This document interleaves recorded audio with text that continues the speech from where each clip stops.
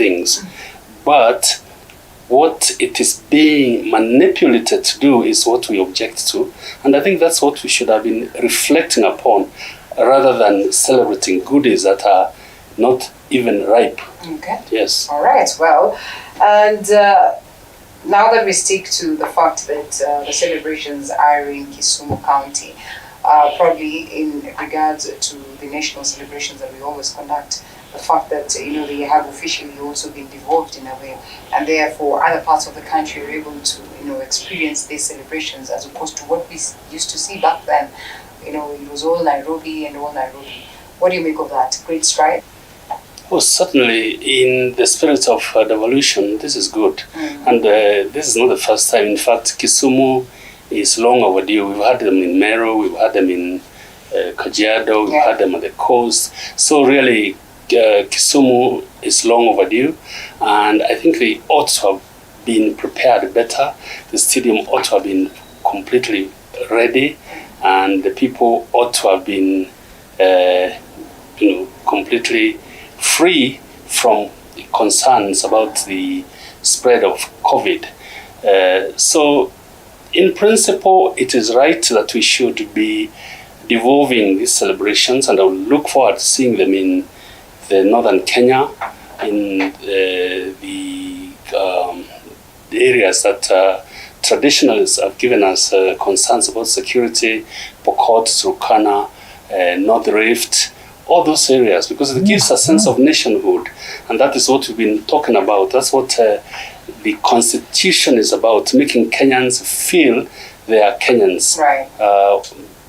The principle that the Constitution only applies or applicable or is enjoyed by those who enjoy privileges from the state when we are all equal taxpayers is not right in principle, and it is a wrong approach to constitutionalism and rule of law.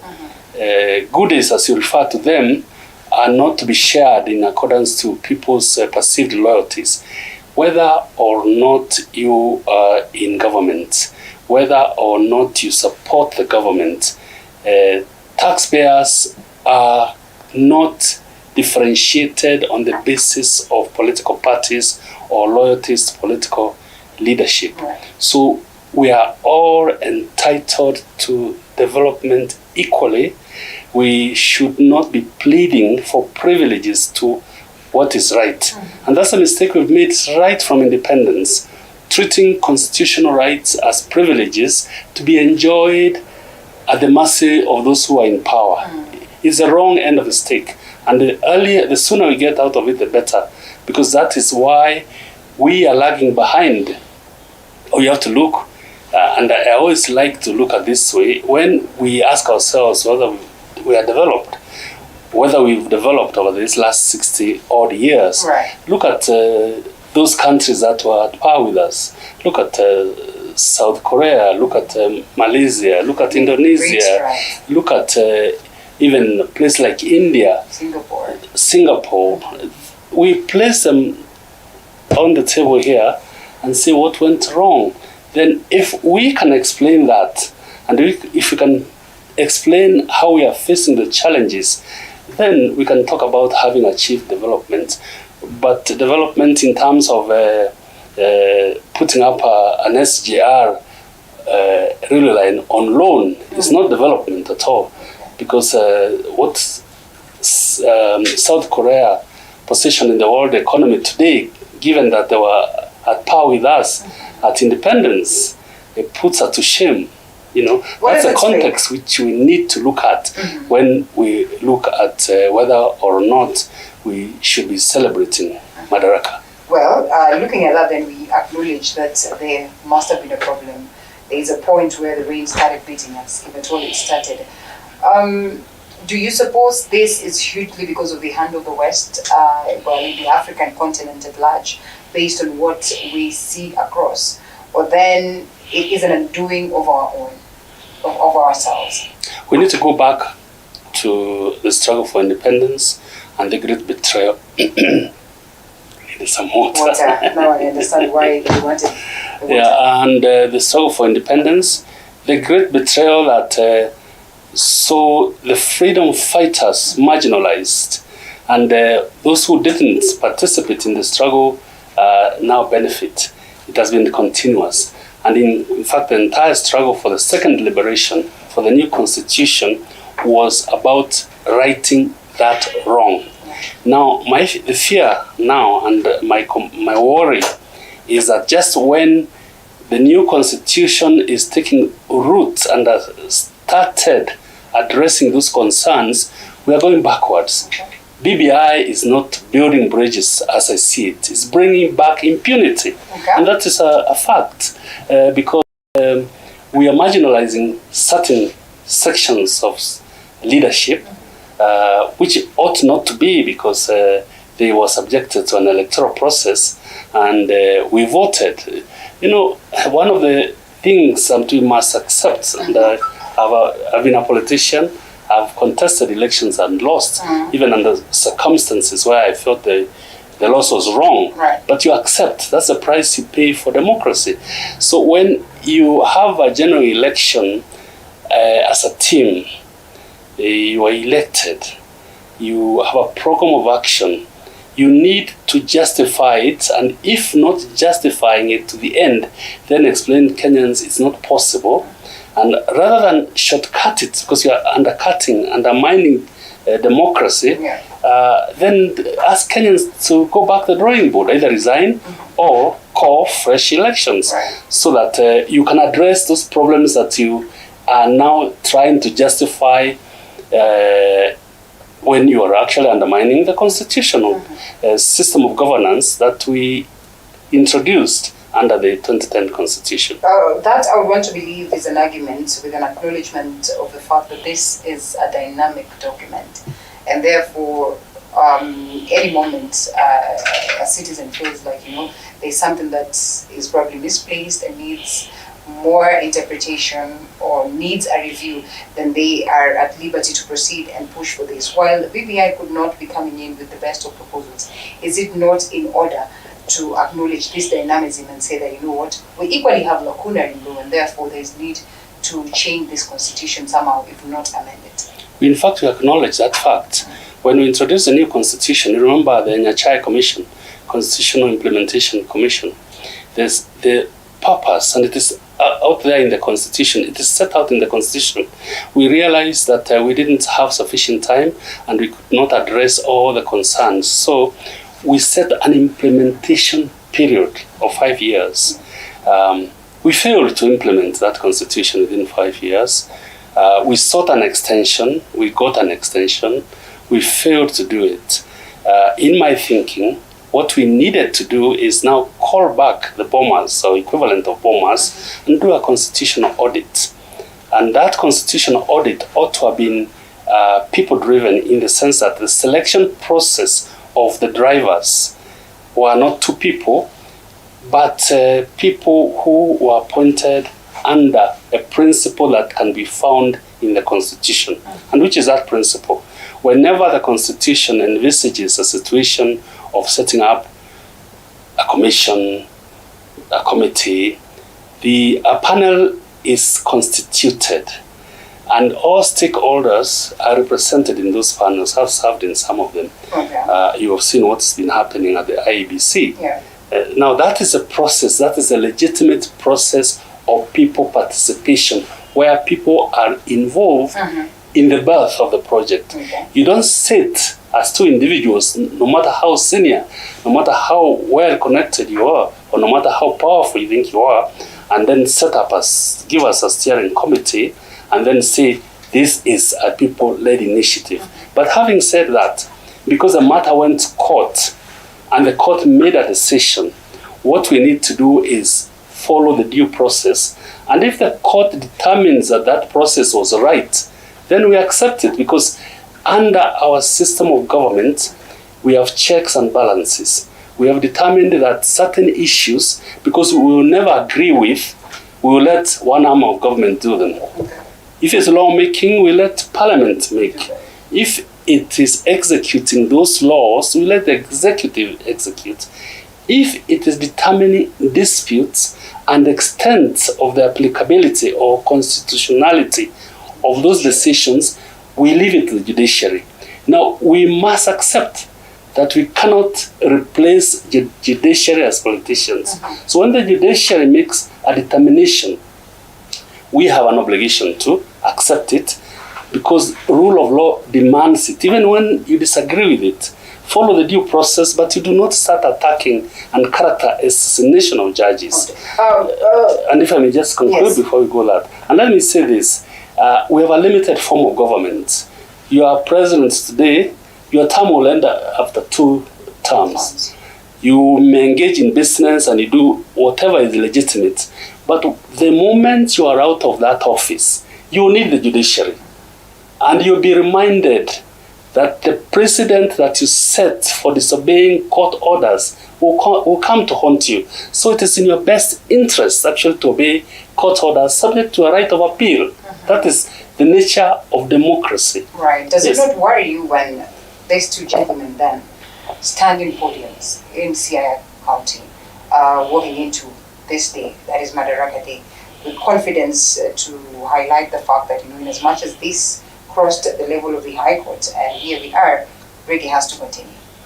Well, politicians talk is a half and puff. These are just not politicians. This is a person who holds the instruments. Let me tell you, there is no difference between the President of the Republic of Kenya as a politician and the MCA sitting in Meru County Council's politician. They are expressing their political rights within the context which has been allocated to them by the Constitution. So an expression of a presidential opinion is not a dictate that is as a force of law. It becomes a law when it goes through the process of lawmaking, and then the president has given it an assent. So we make the mistake that because a roadside declaration has been made by somebody somewhere, it is the law. It doesn't become the law. You may have mass following, but mass following does not constitute rule of law. Okay, we wait to see. As many had the fear that this would be forced down the throat. We have come a long way. I believe that eventually the law will win, the rule of law will win. We went through this. Moi tried 2A. Yes. It failed. Moi tried to do away with the bicameral parliament. Kenyatta Senior tried to do, or he did away with the bicameral parliament that we adopted at independence. He failed. And no doubt, the basic structure that, or the eternal truths that led us to struggle for independence. You cannot tell me that Americans who signed the Declaration of Independence can today wake up and say we are getting rid of the Declaration of Independence. No, these are eternal truths. You cannot change them. The Indians refer to them as basic structures of constitutional governance. Now, we are being celebrated all over the world by almost all Commonwealth-speaking countries about our jurisprudence having come of age. Now, instead of celebrating what the world is praising us for, we are trying to waste or undermining it to go back to what the world was criticizing. It's a shame on those people who even think of altering that judgment. Historically, over time, we continue to celebrate you as having been part and parcel, the push for the second liberation. And for that reason, we are here where it is that we are today. I would understand the disappointment in, the fact that, we still are trying to push ourselves backwards as opposed to what it is that, our forefathers envisioned, what it is that you as second liberators envisioned. What do you make of multi-partism so far? You see, we are a nation of more than now 40-something communities, each of us with diverse ancestral, cultural traditions, who celebrate certain practices subject to what we call the repugnancy clause. And that's essence of our society. We are multi-party society. So entrenching that in our democratic culture in the Constitution has been our biggest achievement. The struggle for repeal of Section 2A that had diminished that role under the one-party era, and the return of multipartyism that now is embedded in our constitution as part of the basic structure of our constitution, is something I feel very proud about. And I was one of the happiest persons on 27th of August 2010 when I last went to Uhuru Park, because that's the only time I was ever invited there to celebrate the adoption of the new constitution. And I thought we had actually finally won. But as you know, I keep reminding ourselves that the price of freedom is eternal vigilance. We see these threats all the time. We lower our guard, and tomorrow we'll be back to those days, because power corrupts. And unless we are permanently on guard to protect what is right, to celebrate the gains that we've made, there is always that risk that we can slide back.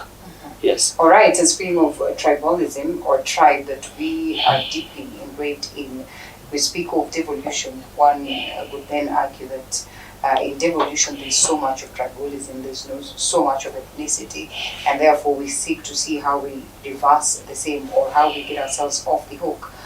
Multipartyism itself is something that indeed has been celebrated, like you rightfully put it. Did you foresee a scenario where it will, metamorphosize to a point where we now speak of coalitions?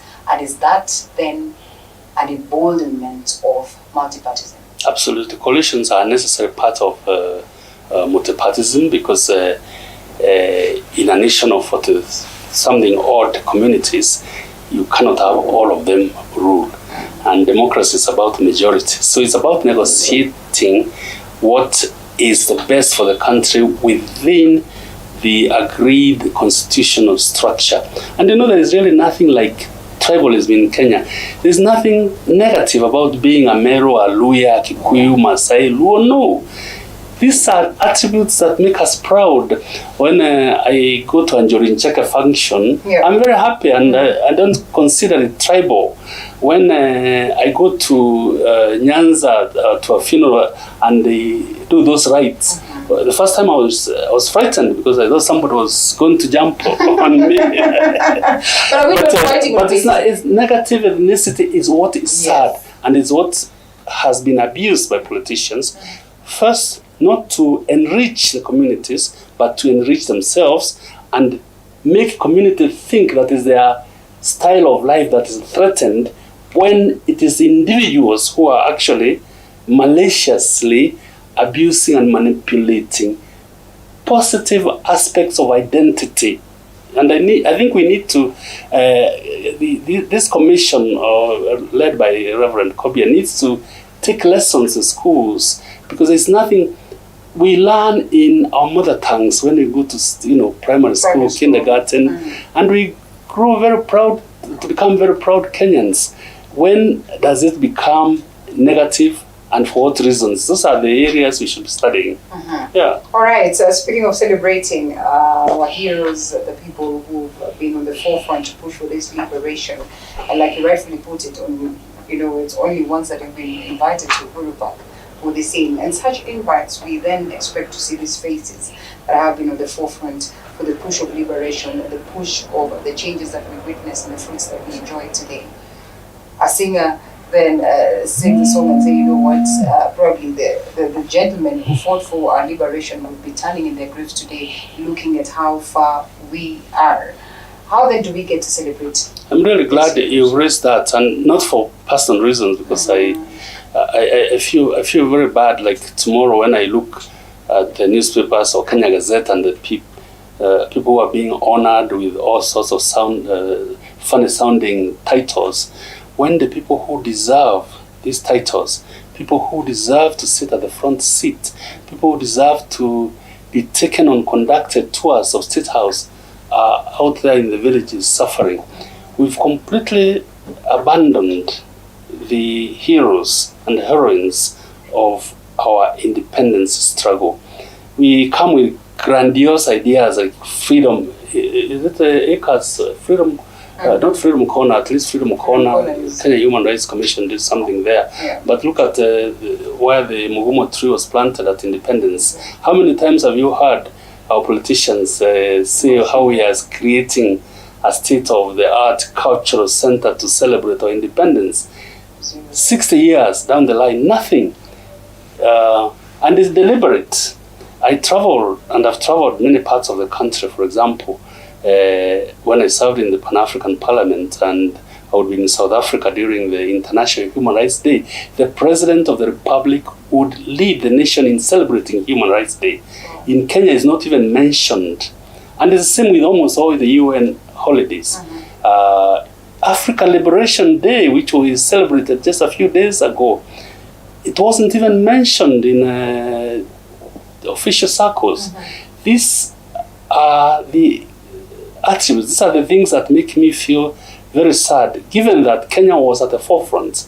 Dedan Kimathi, the original founding fathers of this nation, Jomo Kenyatta, Lancaster House Conference, people referred to Kenya. You know, when President Uhuru Kenyatta went to Cuba, it was to inaugurate a statue of the president because they remember him as a revolutionary.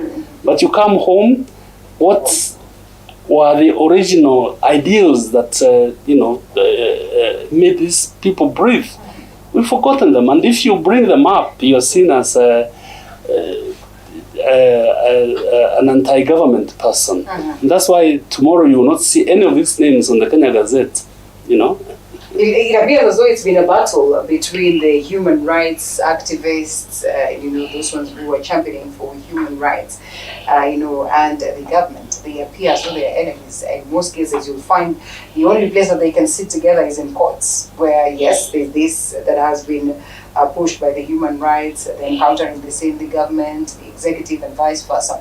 Probably that's the reason why it becomes hard for them to be celebrated. They should not be celebrated because they are friends of the government. They should be celebrated because the government is in existence because of them. That is critical. So and when you meet in court, when you fight in the streets and demonstrations, it's nothing personal. It's always for an ideal. It's always for a right that is enshrined, a right that has been fought for or that has been breached or violated. It is nothing personal. So those people who enjoy office, those people who enjoy power in order to abuse it are the ones who are uncomfortable. But you know what? We shall win eventually. Freedom is an everyday thing. We shall sing until the very end and we shall succeed. So don't worry about short-term 5-year, 10-year, 60 years. The people of Kenya fought so hard for this freedom. They will never let it go. They have tasted it. Right. They will never let it go. Regime changes. Nelson Mandela told us a long walk to freedom.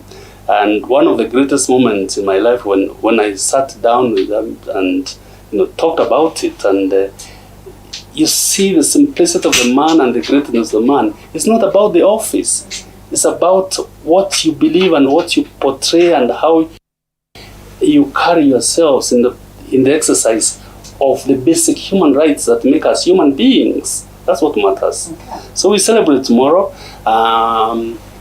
My congratulations to those who are not be in the Kenya Gazette, those in the villages, because they deserve as much as the people who will be in Mamboleo Stadium tomorrow and in many other places celebrating. So it's a good day to think big for ourselves and about the future. The future is always bright for Kenya. That's true. COVID, no COVID. Oh, well said. And this phrase, Mzungu already called. Sorry? This phrase, Mzungu arudi kwao, Afrika apate uhuru, something was short. And the fears of neo-colonialism, the fears, and you spoke about the SGR, and we feel like we are now again getting ourselves into the jaws of the enemy, so to speak. If we are speaking of Madaraka today and you say the freedom is sweet, we have tasted it, how then do we protect ourselves from the hand of the West? You see, we are a nation without values, a nation that doesn't have a national creed, a national ideology, will always be subject to these entries of imperial. And when you talk about imperialism, it's not me talking about it. It's the president and his deputy who reminded us during the ICC. Yeah. It's because we lack a national ideology. We must determine whether we want a capitalist system, we want to determine whether we want a socialist. We need to give Kenyans an opportunity. One of the great things Nyerere did for Tanzania is to give them the sense of humanity. They live. You go to Tanzania, this nonsense about belonging to this tribe or that doesn't count. A woman president can become president the following day and accepted. But here, because of lack of a unifying national ideology, will always be subject to these attacks, and until and unless we do so, then there will always be that problem. Mm-hmm. That's why I said we need to go back, and I say again, we need a national conference to audit our constitution rather than a BBI. Under that conference, let's look at whether this country isn't lagging behind because of a national ideology, a national value system. Wow. All right. Personal torture, beatdowns that you had to endure to get to this point. No, today we're celebrating. Yes, I know we're celebrating. That's what. Are you happy that we are here today? So let's not. Actually, that is not the point of focus. The point of discussion focus by talking about personal. I have very many disappointments, but on a day like this, I wouldn't want to share them because you personalize a national day that really should be smiling. Well, this is in the celebration of the individuals that really have had to. Today, the individuals should subordinate themselves to the national. Mm-hmm. But there are disappointments in major policies that have been pursued, both at the national level and at the personal level. Some of the drawbacks have gone through, but that, as I say, is not something that should draw back one. We need to celebrate being Kenyans. And the struggle is on. Yeah, the struggle never ends. All right. Yeah? Okay, so as we come to a close, yes, a word to the common mwananchi, to the Kenyans out here who would want to have that leap of hope just to see tomorrow amidst the tough times like you rightfully put it. Our hope, our future lies in the Constitution. Let's not anyone cheat us. Our Constitution is our shield, our defender. Without it, there will be no Madaraka Day tomorrow. Without it, there will be another Section 2A to fight for. So let us celebrate the gains of the 2010 Constitution as we celebrate Madaraka Day. Wakili Gitobu Imanyara, thank you so much for speaking. Well, thank you so much once again, Honorable Gitobu Imanyara, for speaking to us. And back to the gentleman in studio, Evans Wafula, political analyst, and Jimmy Kagoni, emerging what is this? Strategist? Yes, marketing strategist. I don't know what was written down there. It got me a bit tongue-tied, but here we are. And we get back to the conversation. And just picking it up from what he says, he speaks of very many things that, we need to put into books in understanding the history of our country and where we are in terms of making gains. But one thing that he is worried about, in as much as he acknowledges that, Kenyans have already tasted the freedom, and therefore they will struggle, they will do whatever it takes to keep it. He raises fears that we have leaders who have the desire to reverse the gains that we've made over time, the strides that we have made. And I'd want to look at that in comparison to this story that has been captured this morning. It's actually something that has been there. That is on the front, on the second page. That is page 2 of the People Daily. Anglican Church warns against scheme to postpone 2022 elections. Let's overlook that one and not speak much about the Anglican Church. But generally, there's been whispers of a possibility that the current government would want to alter what the Constitution dictates or speaks of, and take us to a scenario where we'll have to extend and maybe not have an election. What do you make of such? I think we should ask our question, ourselves a question in terms of how politically mature are we as a country, political maturity in that context. And having said that, I think it's critical for us to look at or see where we've come from. I think this is what I've been referred many times as the second liberation. And all the proponents of the second liberation, some of them were fallen along the way, some of them were still here. And those who purport to be the heroes or part of the liberation who have emerged. And what we are witnessing in our country now is that there is actually political awakeness among the people. People are now be able to realize what role they have to play in terms of the transition. Remember, we are still a country in transition. We still have problems with our constitution. We are still talking about that 80% of our constitution is good, 20% is not good. Countries even like the United States still have amendments in their constitution.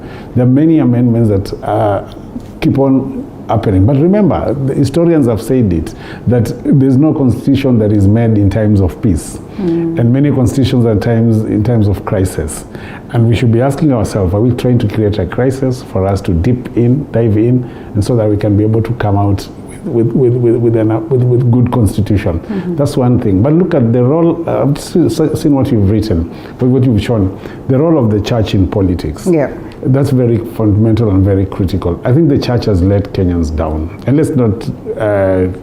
let's be real about it. I think the church has come very late, and when they're not even expected. I think remember the times of Njoya. Yes.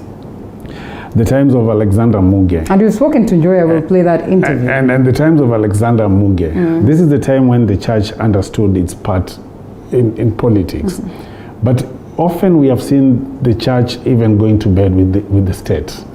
So that it is very difficult to distinguish what exactly or who is the church representing. And we have seen even church leaders seeking political positions. That's true.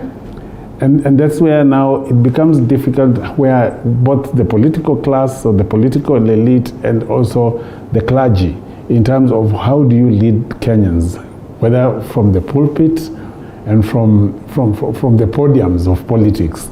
These are the things that we need to be able to understand. But having said that, I think I don't from what Gitobu has actually pointed out, even the times of Gitobu, there are people who sacrificed and suffered for this country, both pre-independence and post-independence. And I think that's where now we need to understand. But the only problem we have as a country is that we do not recognize our leaders. Even when you see the politics that is being played against Raila Odinga, I think one of the things I always say is that irrespective of his own undoings, he has played a very significant role in terms of our second liberation and in terms of our political maturity or development. And these are things we don't need to ignore. We also appreciate that the likes of even the deputy president, for example, these are people who, yes, they have played a role, but we need to call a spade and understand that the people who have actually played a part in it, but reversing the gains, that is very obvious. I think there are people who have tried to entrench ethnic balkanization in our politics. That politics will remain to be about identity in terms of ethnic affiliation as opposed to nationhood. I think as we celebrate Madaraka, we need to embrace nationhood, so that we look at ourselves as as Kenyans, as opposed to Kenyans from which direction. Because and I think it's unfortunate that even if we talk about our political system in this country, how you look at it is apart from the church. If you talk about William Ruto, you'll talk about the Kalenjins. If you talk about Raila Odinga, you'll talk about the ethnic Luo. If you talk about Uhuru Kenyatta, you'll talk about the ethnic Kikuyus. If you talk about Kalonzo, it's about the Kamba. If you talk about Wetangula, you'll talk about the Luya. If you talk about Mudavadi, it's again another extension of the Luyas. I think I would like to see a situation whereby when we talk about Kalonzo, he's impressed in Central. is the political awakeness of the people of Central realizing that we can support Kalonzo Musyoka. These are things we need to 58 years of independence. I think we have not attained that. And that's why sometimes you ask ourselves, right, what is multipartyism in this country? What is the meaning of multipartyism? Do we need only two political fronts? Do we need, like the United States, the Democrats, Republican, and the Independent? Do we just need two fronts? Or coalitions. Or coalitions that are just, because at the end of the day, even him, if he starts a political party, I think 90% of people will register will come from his backyard. Yeah. Probably. That's the truth. Yeah, that's the truth. And we need to demystify that and say that 58 years of independence, we are able to support candidates and people who do not necessarily come from our backyard.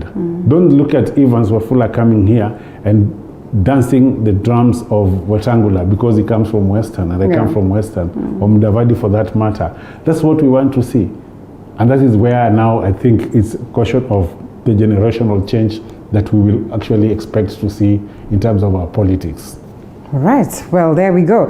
And to pick it up from where you left it, that is before we went for break, the conversation on Right Honorable Raila Odinga now making sure that the ground is favorable, because that is his tough ground, or home turf, and therefore he should make it a comfortable ground for President Uhuru Kenyatta and the Deputy President William Ruto. While these goodies are going to his side, or these celebrations are in Kisumu County or the Luo Nyanza, he pinpoints the fact that, you know what, he says to his people that, you know what, we are not going to come out of this zero. There has to be something that comes along with, well, all these visits. And probably as the pundits would read it, it appears as though he now declares that, yes, he's fit to go it out and, you know, battle it out come 2022. What do you make of those statements, or that statement? Yeah, that's for sure, because to Raila Odinga, today is a harvest day, and he wants to speak to the naysayers and show them, this is what I've been able to get from the government. This didn't used to happen. I am not in government myself, but you can see the expression of the handshake we had, which I think is quite something important. And by the way, I would really want even to caution the politicians from the we trivialize the handshake. And I know I've said this on your show before, Linda, that we actually need to appreciate the history and the background and the context we were in before the handshake. It was impossible to actually have the occasion we are having today. The unfortunate thing about Kenyans is that we forget very fast. And if you check even on some of the statements that were written by politicians from out Kenya and other regions then about the animosity that was really growing, you'd actually realize that we needed a handshake. And by the way, if we didn't have a handshake, I know for sure quite a number of the naysayers today would actually be inviting the president and the prime minister to have a handshake. Now, they did this on their own, and of course some other people felt like politically they have been alienated. But for Raila Odinga, from a political aspect, what is happening today is to show his people and tell him, look guys, look at the kind of things that the president is opening day after day. Since Saturday, he has been launching projects after project after another project, and he want to show them this is exactly what I mean, that for us to be in government, these are some of the things that we can be able to get. And of course, I know from a political aspect, he is also going to use that opportunity to actually show his people that you can imagine how much more we can get if we are able to get the government ourselves. This is purely an extended favor simply because of the handshake we expressed. How much more can we be able to get if we were ourselves running the government? And I feel like that is actually the statement he wanted to make. You can confirm that on Thursday, I guess last week, he even had to visit the press way before to ensure that everything is ready to host the president. I felt like his visit then was to prepare the ground. However, we must also say that it is important that he leaves the statement he is. And I want to agree with Evans because nobody can really deny or ignore the contribution of Raila Omolo Odinga when it comes to his contribution to the democracy of this country, the liberation, and what he really had to go through. I wonder how many of our generation, some of us were inspiring to get into politics, and those who are in politics today would want to sacrifice their 7 years 7 years being in jail, 7 years where you actually lost the opportunity to bury your own mother and you did not even get to know about it because of our country. It's important we really appreciate and acknowledge some of these things that, some of the sacrifices that have actually been given by the people. And that's why I said that we really need to be reflecting much about the history and teaching our children about the history of this country and some of these figures. Because let me tell you, 7 years, live around 7 years.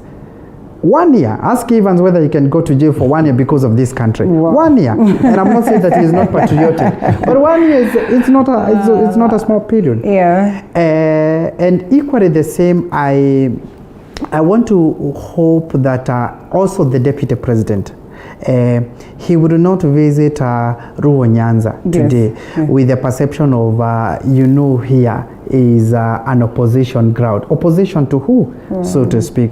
Because the problem I've seen with our politicians, and this is important to highlight, Linda, is that simply because we can't talk with you, I want everybody else from my region to be your enemy. To be your enemy. And I've actually been asking myself, and it's important we visit it, to the supporters of the deputy president and to the supporters of Uhuru Kenyatta today. Do you know that if Uhuru Kenyatta and William Ruto, for whatever reason they appear like they are together, all the criticism you hear from the politician about what the government is not doing or what is not doing, do you know that that would actually die naturally? So then you realize that the criticism and the contribution they are making is not genuine. It's more of what my party leader or the party leader that I follow, what he is saying about Linda. All right. If he is saying Linda is good and is okay and all that, I'm the one who is saying, yeah, she's extremely good, very kind, generous, and all the words. If my party leader says Linda is just one whatever, then I'm the one now to take it from there. We really need to get off of that and be our own person, because that's actually the challenge. Yeah. When I hear the people of Rift Valley have a problem with the people of Nyanza, what is the issue? What did they do? What is that one business or transaction that went wrong between the people of Nyanza and the people of the Rift Valley? The people might be having political differences is Raila and Ruto, not the people of Rift Valley. The irony is that the voter is always reminded that when these gentlemen meet, or when these people meet, because in most cases they are women too, they are always in the best of terms, and therefore you asked as Wanjiku, why are you fighting down there? Yet when you see them, and that is exactly what we're going to see today. When they meet, maybe they'll exchange conversations. Yes? Yeah, but political opportunists, like that we have, the kind of leaders we have. For example, Uhuru during his term immediately came he tried to decentralize these public or national holidays. And remember, even in Meru, Embu, they've had this celebration. Yeah. I don't understand the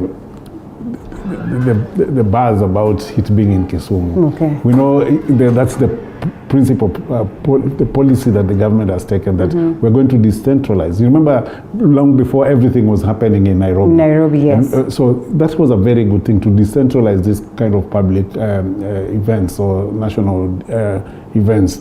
That was one thing. But look, the goodies you mentioning that they are coming to Kisumu. Yes. Remember one thing. Since independence, and I've been having this discussion with a lot of people, that Central Kenya, for instance, has had 3 preceding presidents. 3. Yes. Jomo Kenyatta, Mwai Kibaki, and Uhuru Kenyatta.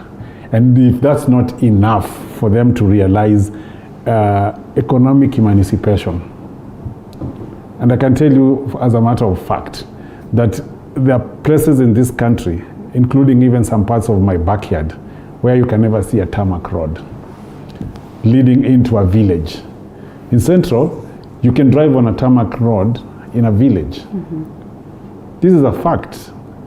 And we attribute this not because of hard work. It is because the This leaders... is political leverage because of the presidency. Hold it right there. We'll come back to, Jimmy, so that we can hear whether it's the truth or not, because some of us have not had the privilege of traversing these parts of central Kenya, and therefore we can only rely on word of mouth, like you say.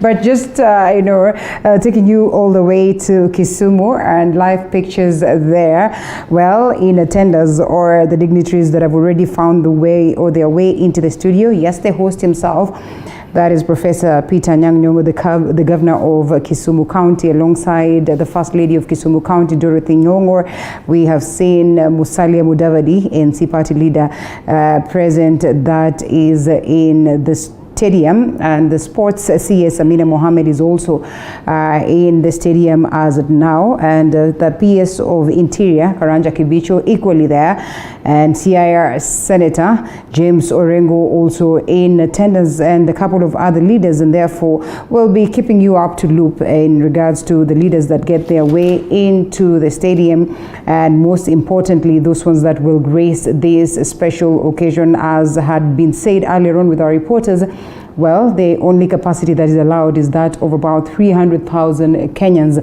that are supposed to attend these special occasions. Well, quite a huge number, but as they would rightfully put it, COVID-19 protocols observed to the core to make sure that we limit the spread of COVID-19. As you can rightfully see, everyone has their mask on as they get into the stadium, as earlier told by our very own Mwangi Maina. There's that spot where you have to wash your hands, make sure that you sanitize as you get yourself into the stadium, and therefore we'll be going back there to check on the live pictures of the same.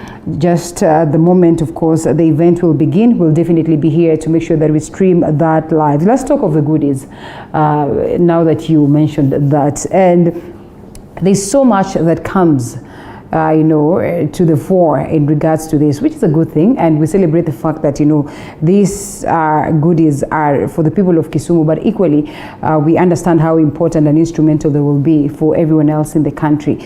But there are a lot of noises in regards to the same one. Does it have to wait for a president to visit a place for the people to realize these goodies? Is it not their constitutional right for them to get some of these issues? And the issues that President Uhuru Kenyatta addresses today in Kisumu County are issues that have been in existence. Why is it that there have not been policies streamlined to make sure that such has been addressed without having to wait for the president to go and address the same directly? One would look at that as a person who's in search for political mileage. I don't know what mileage, because the president constitutionally is supposed to exit the stage anyway, whether it's the aspect of the legacy. And what about those people in different regions that would wish to have the same developments? And I mean, they do not have a president going to visit there. Does it mean then that they should forget about any kind of development? Just before my colleague jumps in it, I think the devolved systems of government were essentially to address this kind of inequalities, so that we are able to see county governments being able to undertake some level of development. That's number one. But number two, I think it's a fact. History has taught us. It's a fact that Nyanza, I think since 1969, after what happened in Kisumu when Jomo Kenyatta was planted with eggs and stuff like that, and there was a fallout between Odinga, Jaramogi Odinga and Kenyatta. I think it has perpetually been ignored in terms of development. All right. And that's a fact. I think there's nobody will come and ignore that. And look and flip-flop. The preceding presidents who have come into power have actually been able to play that script. Uhuru Kenyatta has taken advantage of the handshake and to realize that, okay, I want to leave a legacy. Probably not like my father's legacy. I want to leave a legacy. What are we seeing? We are seeing the first son of the first prime minister plus the son of the first vice president embracing each other. First of all, there was that historic fact that Jaramogi, Jomo Kenyatta access do not see eye to eye. Now we have seen Jaramogi and Jomo Kenyatta's access embracing each other. So that's number one. Number two, they have taken that as an opportunity for them to bring the two communities together. And it plays back in 2013 when Uhuru and Ruto met.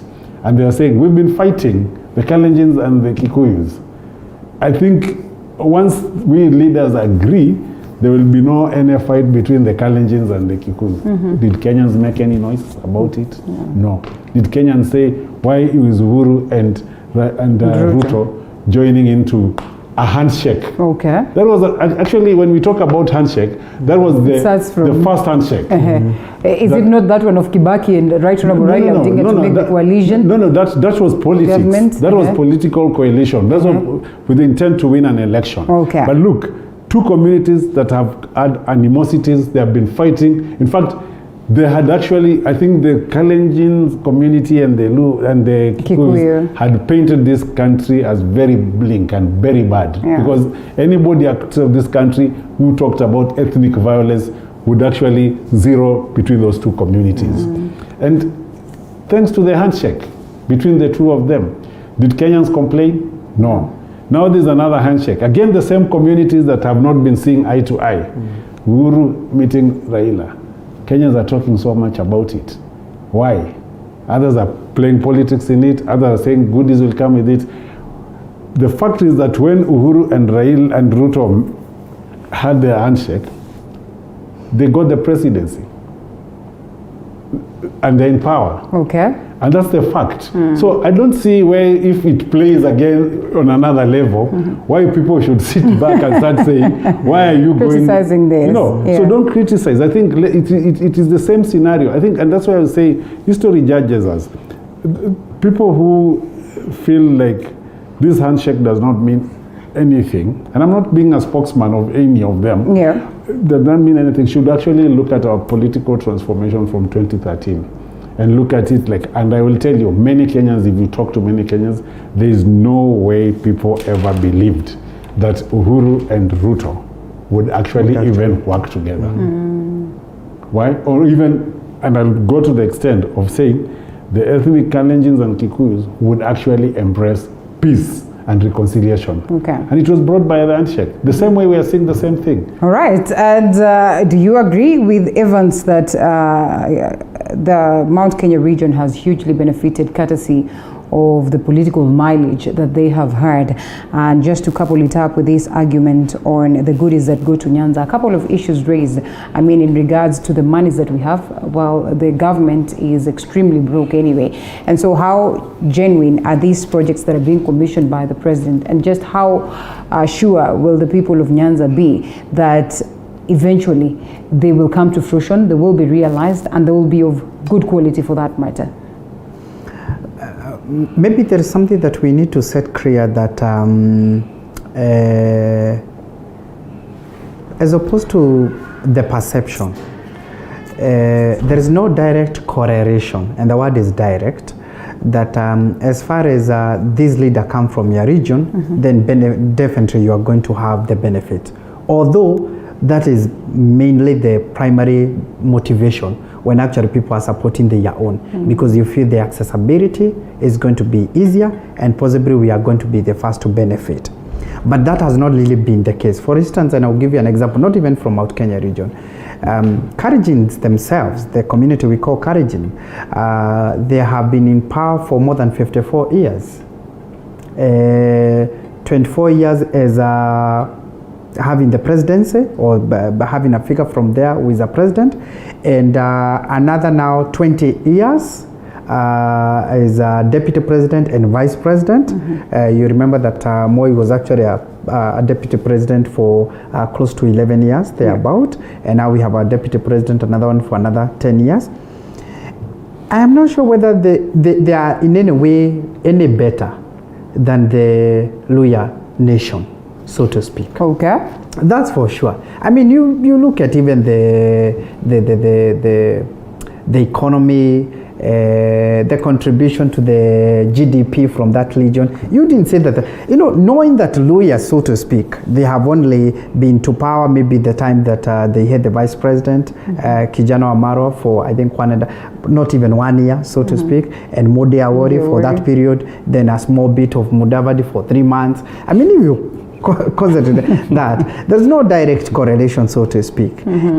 Although the perception out there is that can we have one from this region, maybe the accessibility and the development are going to be easier to get because he understands the region better. And maybe those are the kind of politics that we are saying, can we graduate from that level and get to more of ideologies and deal with the issues on the ground and see who understands these things better, who has better policies for that reason. However, we must also appreciate what Uhuru Kenyatta, as a president, he has managed to do.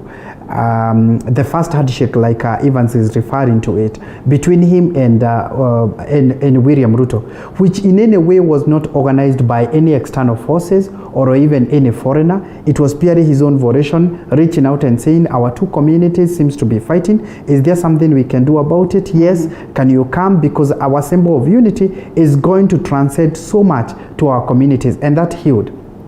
In the same way, when we had the animosity between the Mount Kenya region and also the Nyanza region and the political base of Raila Odinga, also extending the same and saying, can we just do exactly the same? And you can tell we are enjoying the fruits of that. That's for sure. Now, it is that level, if there were no politics that needed to be graduated to now to become the politics of development. We have now been able to get the peace. Good. Can we now take it to the next level? And let me tell you, Linda, because we really forget about this.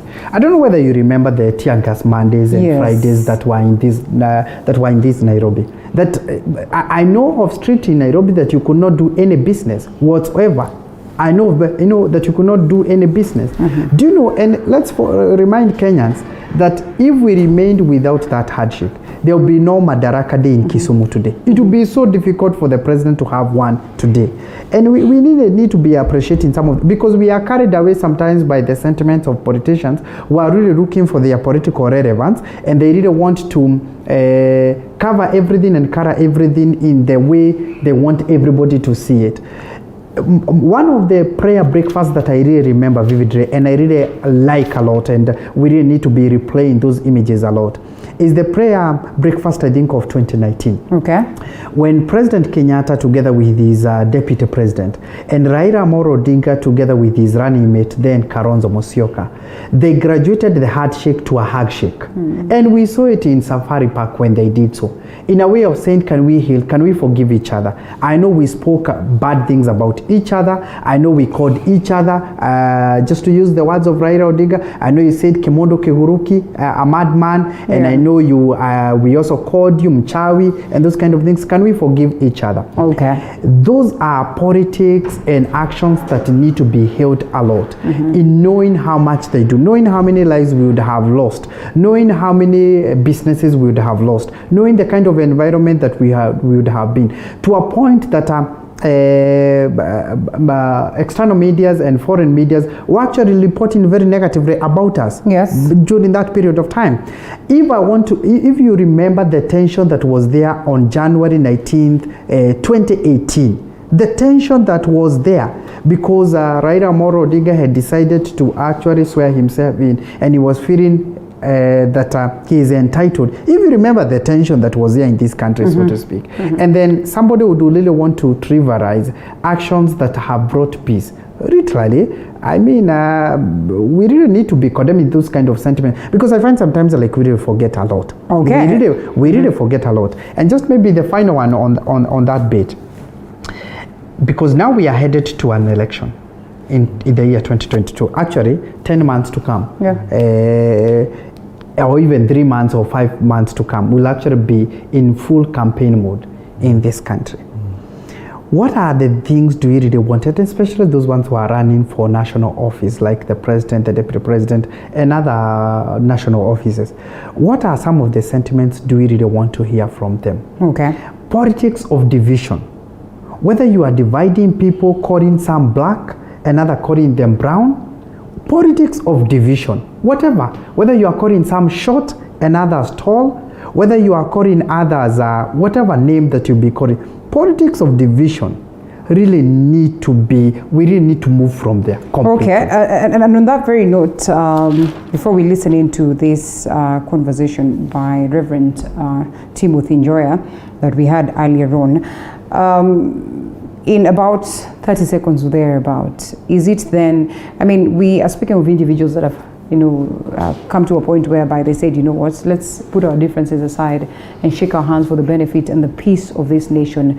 What is the worst that can happen if they are to, this gentleman again, in totality, overlook the significance of Deputy President William Ruto with a kind of support? And I know I've asked this question, but I'll ask it again because it feels like, while they speak of peace, they somehow are segregating the DP. I think we should not politicize the handshake so much. Yeah. And we look at it in the context of, and that's what I think Raila and Uhuru have said. This handshake is not about making anybody president or making anybody superior than the other. We stop politicizing it. But then we look at it in the context that our political landscape has matured. Our multi-party democracy and our democracy is actually flourishing. Yeah. And I think the current dispensation is a benefit to anybody who comes into political sphere as a serious contender. I think our constitution is clear that anybody, including yourself, can contest for the presidency. So I think it is just befitting that the deputy president also has a constitutional obligation and also a constitutional right to be who he wants to be within the political sphere. So I think once people understand that the political contest in this country is not going to be personalized and politicized, then I think it will not be, the handshake, as we've always said about it, will be looked in more or less in the context of economic and social development of our country. I think that's where I think we want to see the handshake taking us. Thank you so much, Evans. Gentlemen, with your permission, we will cross over to this other interview, and I'm sorry that I still have to hold you here, and then we'll come right after the interview to probably close it as we usher us all into the celebrations that are being conducted that is in Kisumu County. So let's take this interview and then we come back after the same. We're honored to be welcomed at the home of a veteran Presbyterian Church minister, Reverend Timothy Njoya. And as you know, it is Madaraka Day. You can be rest assured that we have so much that we have to learn about Madaraka Day. Mzungu alienda, Mwafrika alipata uhuru. Some of these things that we get to learn and his historic moments, in the fight and the quest to liberation as to where we are. Good to have you. Thank you for having us. Thank you, Rida. Welcome here, all of you. I've seen something at the gate. It's called This is called Cariño Rock Garden. Cariño is a Kikuyu name? Cariño is a Spanish word meaning Sheria ya Upendo. Sheria ya Upendo. Law of love is written all over. Law of love, meaning things to say together like a family law. We have chief candidate in Kenya. They don't have prisons. They don't have jails. They don't have police. Even all our tribes didn't have police and didn't have jails. Their law was called Sheria ya Upendo. Meaning you use values and pressures and taboos to enforce your will. We had councils without government, but the government that didn't have force or violence. Have you experienced so much of force from the government? Of course, our government do have a Western component of jail, punishment. Our African government inflicted psychological, material punishment, not physical punishment, not the physical real punishment. In relation to that, how would you equate that to Madaraka Day? Because when we're speaking about Madaraka and we're free... let me say that in this Cariño garden, where we are in the middle of the garden. Yes. Let me just explain first of all what Cariño means. Law of love, it has three components. Aesthetics, meaning value. Values. We talk about principles and values. Yes. This is the aesthetics. And then you have the depository or facility. How you do facilitate those values to get to the people. This is a facility. And this is a utility, meaning the actual activity of delivery. Is a facility. Okay, now here you talk about Madaraka. Yes. Madaraka, who gives you Madaraka? The British. You accept. But I believe in the sovereignty of the people. People are created in God's image and they are sovereign. on the day they were created, God said, let's create humanity in our own image, and he created them in his own image, and he gave them, in the same verse, and he gave them dominion over the birds of the air, over the fish of the sea, and over everything. So dominion is inherent in being human. Who can give you Madaraka? It's a Pharisee. Okay. It's that you can be given. I told my wife when we got married, in Princeton, we went to Princeton together in 1968. To prison? To Princeton. Oh, Princeton, okay. Seminary in US. Seminary, right. In university. And I used to go and preach in Philadelphia during the weekend from Princeton. Okay. It's about 2 hours drive. And she would left in the seminary, and together with other students, she would go anywhere she wants. Okay. To museums, she would go to churches. In the evening, I told her one time, oh, my dear, you know how much I love you. I gave you freedom to go with all these men. You know what he said? Yes. Oh, my dear, tell me where men get their freedom to give to women so that I too can go. Okay. And get it for myself. Get it for myself. Why do you have to donate to me freedom? And you always preach that people are created sovereign and free, and they're equal. Why should someone else give another one what is given to all by God? And therefore, when we speak about Madaraka and sovereignty, you're already using a wrong word. Okay. It is unconstitutional in Kenya to talk about Madaraka and then you say Wajiko is sovereign. But why then we use the word Madaraka because Uchenzi. It's even an insult to Kenyans to talk of sovereignty of the people, the supremacy of the Christian, and then you are given freedom by someone else, or you are given independence by someone else. But do you think it makes sense? Because according to my wife, it doesn't make sense. Nobody can self-free another. Okay. You are free yourself. You free yourself. You cannot be self-freed by another person. Would you paint a picture of what was there back then, life back then, as you were dealing with the whites, and life right now, where we stand, we have our own people who are governing us? But you have heard that Berlin Conference, 1884. Okay. I think September 1984 to 1985, 1 year, a long-time conference. They set the boundaries of Kenya. So, and they gave this called British Africa. British Africa between Germany and Italy. Now, that British Africa had boundaries. So we are Kenyans because somebody else set our boundaries. Okay. All right. But why did we agree to live as one nation behind those boundaries? Because of common sense, reason. Human beings are created with reason. We reason that we could do better unity and together than apart. That's not British. That was not done in Berlin. Okay. They were not doing that for us to become a nation. But we became a nation because within those boundaries, those who were there and came to know one another through that act of colonialism now became a nation by loving and uniting. Let me use Moi's words. Love, peace, and unity. They found that by uniting their united strength, by social necessity. Now, by social necessity, you are here, aren't you? We are not of the same age.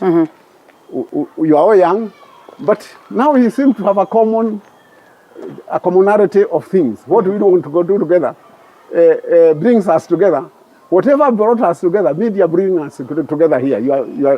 You are calling us TV what? TV 47. Yeah? TV 47. Yeah, 47 brings me here like a British colonialism brought us together. Okay. But by having come together, we have come to love one another. And therefore, we that is not by K27. That's not TV 27 which has made us love each other. It is. We could be fighting. Yes. Okay? So Britain brought us together. But by common sense, reason, human reason, survival instinct, we became a nation. Which unbreakably, a nation that if you want to go, I can't allow you. Michael, I cannot allow you to live as you want. Since 1988 today, that's too long to have been together for you to want to go away. Reverend, we have so much to learn, and I think I'm curious. No, I'm saying, now Britain comes and says that it has given us sovereignty and it has given Madaraka freedom.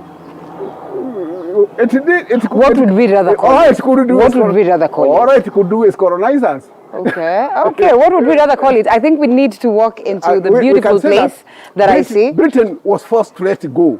Okay. It's claim on us. Yeah. Can we please have a glance at all this beauty? Let me first of all take you inside. This is was a quarry. Okay. Very deep, you can see 25 feet below. Yes. When you are here, you are on a beautiful and environmentalist garden where this is a theater. Sometimes I have 120 children during the rite of passage who come and climb here, and I study here and I teach them. And it's extremely firm? This one is more firm than Mount Kenya. Oh. And I'm excited about this building. And I want to imagine you're deep-rooted in history, the history of the country, in the fight for liberation. I am eager to hear what you'd say. My only Madaraka, the trophies of Madaraka have been killed 3 times. Kenyatta once, on Labor Day 1977, I said Harambee is the ideology of the Kikuyu middle class. Okay. On Labor Day, in the morning, I said that. In the evening, the 7 policemen, and I knew them, came and cut me this finger out, you can see. Yeah. And this off, and this off. And I was left dead, and this bone off. Okay. And a stomach here.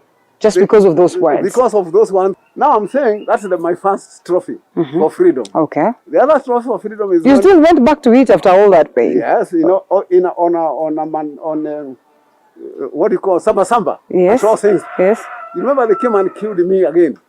The Moi now sent not 9 policemen like Kenyatta. He sent over 40 policemen to kill me. And they came and did their job. They left me for dead.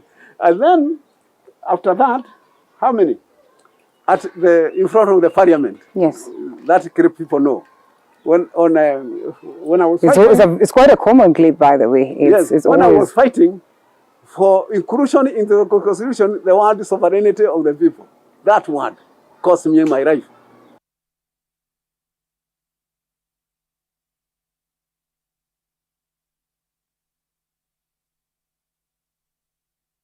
This is a depositarius in Latin, a depository in English, or documentation center. Okay.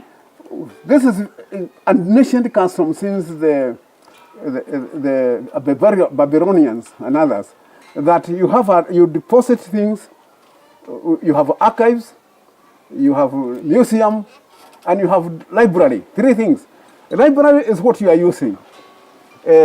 Archives is in between, is what you have decided, minutes, resolutions, conferences, seminars, all these archival material, but you use them to create books for people to read who are not in those experience.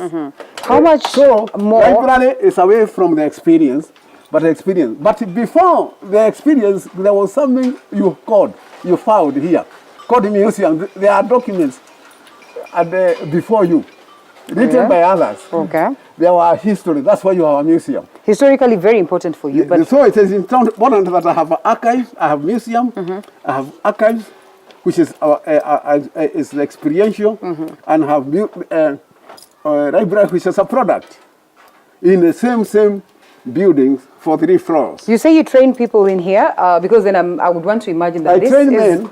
Yes. Mainly men. Wow. To respect women. Okay. How do you intend to transfer this to the generations and generations to come? This has books since all the letters my father used to send my wife, my mother are here. Right. All the books I was even in primary school, everything is here. All the stamps British used Kenya Imperial British African Company used. Yes. From 1902 they are here. Okay. So everything here is Kenya. So nothing you don't have here. Even the old copies like of National Standard. The Standard was the oldest. And at that time you used to find yourself on the front page almost daily. These are books of theology. All these are theological books. Okay. And all these. And you've read all this? Yes, these are theological materials. And and all these. I am unable to open here, but this is where I used to keep. There's a key here, maybe. But it doesn't work. There was a rain which spoiled all this. It came all out here. All right. And now when you're speaking about rains, by the way, briefly, let's just cross to that. The troubles that we're experiencing, the troubles that Kenyans had during the older Kenyatta, the troubles that we carry up until today. I mean, floods. Probably the last thing we'd expect to be talking about at this time and age. Up to here, all these materials was ruined by how many foot? 2 feet materials. How much more for the people who are living in the floods? Were ruined, very precious documents were ruined by, you can see, they were ruined by rains. By rains. But the issue is that all this material, like this is weekly review from the first issue to the last one. Okay. These are the society which Gotv. The first issue to the last. I keep these documents. If I don't have them, I can go to court to get a court order to get them. Oh. Because all right. We go up. I see there's a staircase. Because preserving. Yes. You know this man who maybe you call him Ngeno, Gotv, or Nyamora, who wrote the society. Okay. They may not have value of what they are doing, but me, I have value. So I may have to get what they have from their homes. To make the best of it. To preserve it. Because they may not have a museum or a library to preserve what they did. But what they did is mine. Not me, Reverend Joya, because I don't go, but something which future generations can come and say, this is our heritage. Okay. Yeah, because I regard those people who wrote, whether it's Kenyatta when he was writing Mwidania, as Kenya heritage. You see, there was a time Kenya was an intellectual. I can see one book here that says all shall be well. All shall be well, probably what we've been told by our leaders, our forefathers, day in, day out. Every leader who comes into power, they'll say, you know what, don't you worry, all shall be well under my reign.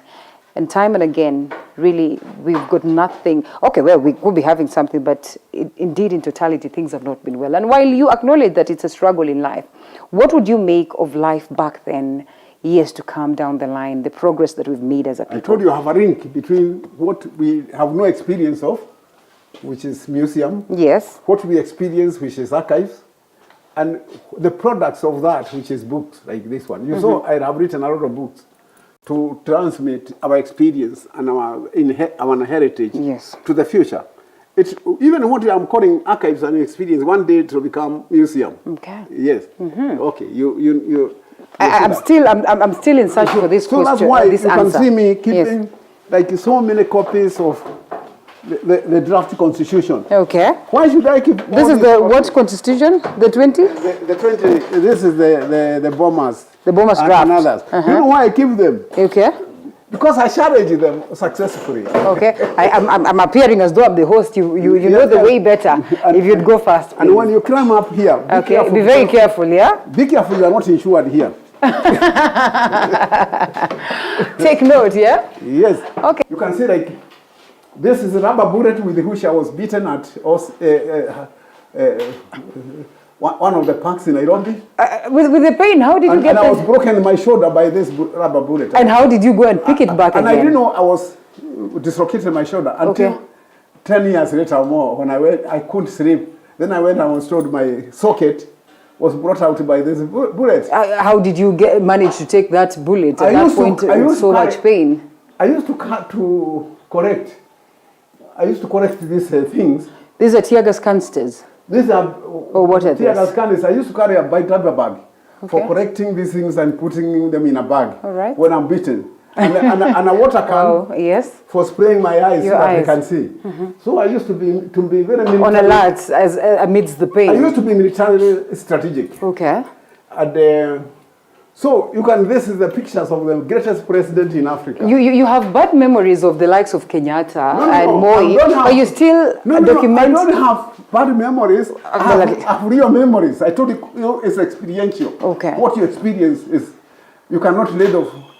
When you feel pain, I told we discussed that. We did, but not on camera, yes. You cannot dismiss pain. Yes. And they say you didn't. You can't, even if you rough a child and you are a mother, you cannot say that you don't feel pain bearing the child. You will. You still be proud of the pain. That's true. Yeah. So I went through many pains in Kenya, but I don't say that I hate or I don't like Kenyatta, because they were defending autocracy because that's what they knew. For me, I wanted to transform and dismantle the autocracy, and that's what we did. So they resisted, but I'd say the greatest president that ever lived in Africa is President Moi. Is it so? Yeah. Why do you say so? He was the greatest man. Do you know why?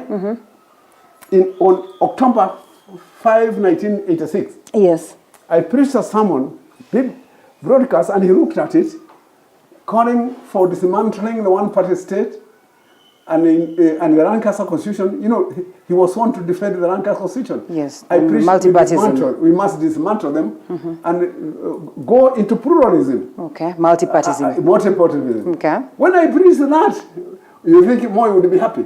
No. Okay.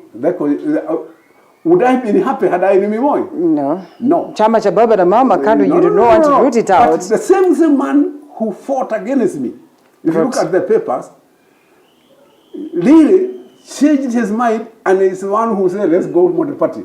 Are you proud let me finish there. What is that? A shift from saying no to saying yes. What is greatness? That is great. Yeah? That is great. Another greatness. January 1, I say, now let's go on by having not only a multi-party, new constitution. Moi again said in goons, they beat me, atrocity in the country, and let me dead. Then himself goes in public and proclaims, let's go multi-party, let's go new constitution. Is that not greatness? It is greatness. What a person who changes 3 times, what do you think? He's a great Is he great? He is a great person. Swallows the pride. Every other president I know, including this Uhuru, or his father, or Kibaki, or Modibo Keita, all these are the presidents who came to Kenya. Whether it was Kauda, whether it was Boigny of Ivory Coast, whether it was Rosrasia of Ethiopia, whether it was Joshua Nkomo of Zimbabwe, whether it was Kamuzu Bada of Malawi, whether it was Malawi is not happy today, by the way. Yes, whether it was Aga Khan, or whether it was Mobutu of Congo. All these presidents, including Kenyatta, Uhuru, and Moi, and not the African presidents at large. None of them would have said yes to what they said no. They would have preferred a civil war. This is you. That's me on Atrocity Cathedral. Oh, it was bad. Yeah, that was when I was killed the second time. Okay. Are you happy about multipartism today? Are you happy about the changes of the constitution? I am very happy. Okay. Not only happy, more than happy, I am fulfilled in that Kenya is what it is, and it has resisted being taken back to by a corruption. You know, a cartel of rich men and what do you call them? A hereditary kind of thing. Dynasty. They call the dynasties. Yeah, we are not a dynasty. Okay. We are peasants.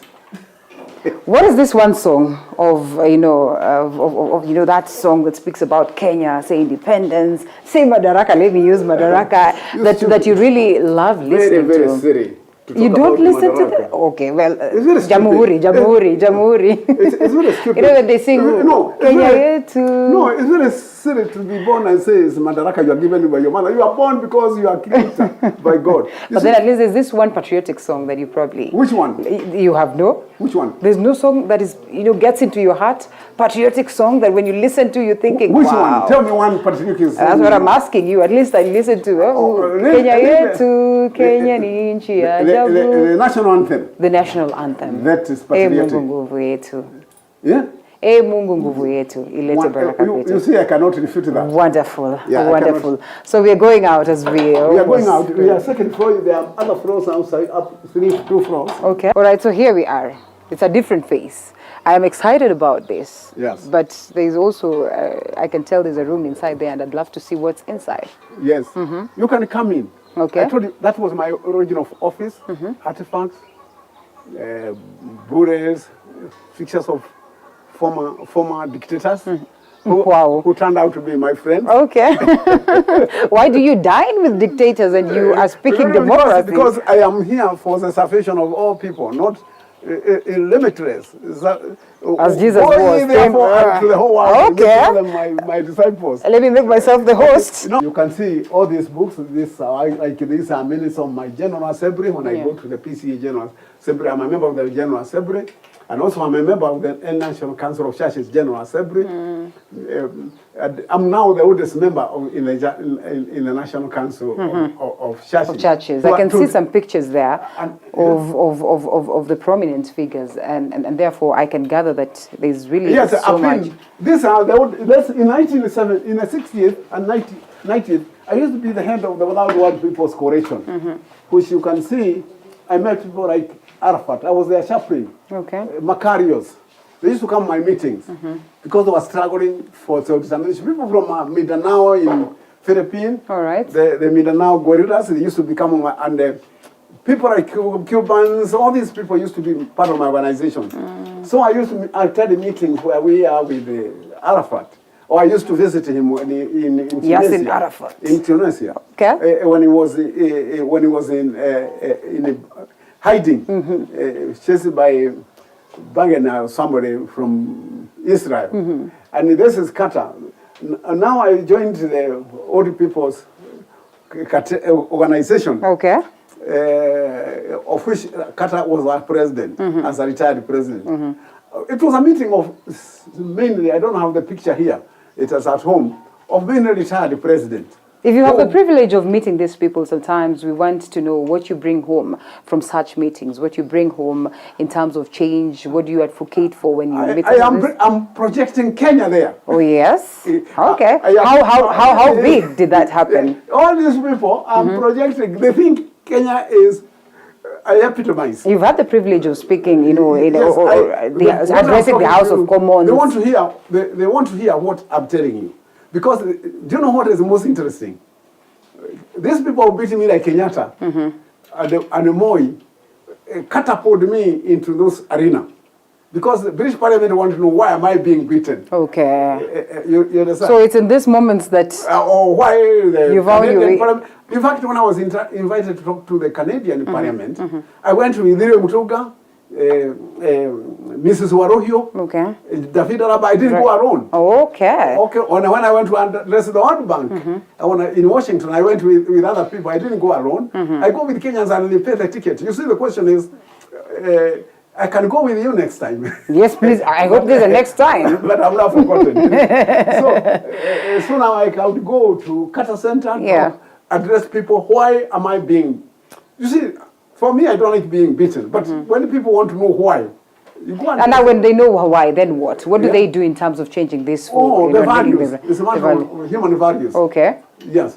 All right. And yes, you told me that I have to sign something here. All of you have to sit down and sign my book. Okay. Okay. Allow me to sign on camera, and then they are going to come. The rest are going to come and sign it later. Yes, so this is the book. Oh, it's a visitor's book. The visitor book. Okay. It's a privilege to be here. You see, so, you know how important it is. When what do you call him? It is almost filled up, so you might need to get another. When Kibaki came into power, yes, we were promised heroes will be given awards or anything. Yes. Do you know what happened? All tribes brought their athletes. Anybody they know said anything in Kenya, we became, the whole community can't give itself awards, can it? So we couldn't give anything because the whole, I was quoted by Uhuru. Yes. No, not Uhuru. To Machujadi in Uhuru Stadium. Is it called Uhuru Stadium? Which one? At Uhuru Park. Uhuru Park. Was it Uhuru Park or Nyayo Stadium? No, Nyayo Stadium. Yes. I went there, and when I saw the people who were invited as heroes, I went. My children saw it in a camera because it was live broadcast. They called me home, Dad, come, because the people that were calling heroes were not. In order to ethnic balance. That is. In order that you don't call a Kikuyu like a hero, and you are not calling a woman a hero, or you are not calling a Ruo hero. Are you confirming what we normally hear, that we are not accustomed to celebrating our heroes? No, there are no heroes in Kenya because all are heroes. So why you cannot do a country of all are heroes. That's why I discovered. So I don't have to be celebrated. So literally, you only celebrate yourself. How much are your children, celebrating you and everything that you're doing? They have their own identities. Yes, but at least they. I said everybody is born sovereign. Okay. And free. So they have their own identities. But then again, they acknowledge what you do, and so much so of this. Okay. They don't have to. Again, you can. I can tell you one day. Yes. One day in the morning, when we were going to all things, that the Sabasaba. Yes. I woke up. Maybe we can proceed to the other side. Yes. I woke up and made breakfast for everybody. At home. Because I woke up earlier than anybody else. Okay. And then their mother came, sat to eat, and then she didn't want me to go because she knew more last night said William Tuga, Kamau Kuria, and David Abraba, and Ejoya, they called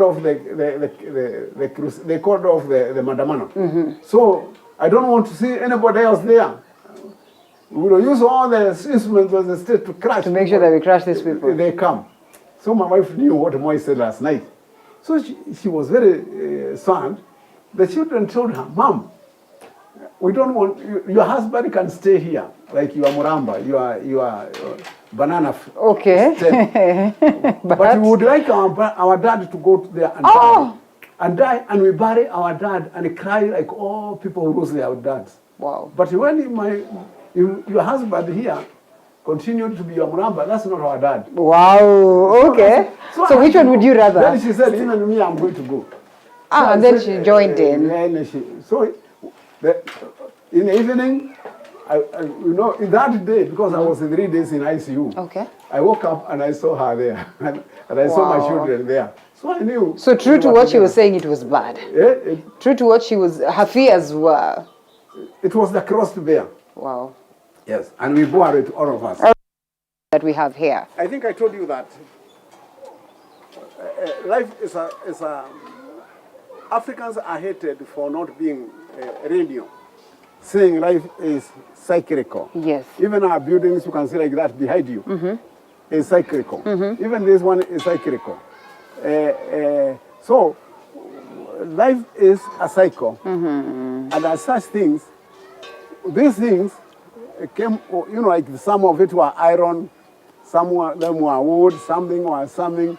Now they came and were made into cans, into spades, into jebes, into pumps, and they did their work on that. Now they are going back to where they came from. Okay. You see, so I've given them, in that interim period, I've given them somewhere to rest. So that's heaven for them. Okay, another cycle. Yeah. So I respect that cycle, because even me, I'm going through the same cycle. Yes. I'm not a Buddhist to believe that transmigration, but at least what the Jewish, the Buddhist philosophy is very, very congenial to nature. Yes, that we are all cyclical. Okay. Yes. Tools of trade. Is there one that historically speaks of Kenya, or one that historically speaks of all of them? All of them did play something. Okay. All of us have us more. Whether you are a child, even if you are born one day, you play a role. For instance, when you got your first child, your first baby, even if it comes out not alive, you are called a mother. Yes, you are. It defines your identity forever. Yes. So there's nobody in Kenya who doesn't, and you are called mother, and so if you are a Swahili. Okay. Mama Amina. Mama Amina. Okay, because you have a child, but we didn't see the child. Yeah. So we already define all human life is definitive. It defines you one way or the other. There's nobody who does that thing in this world. And therefore you keep new ones every time if there's anything significant that comes?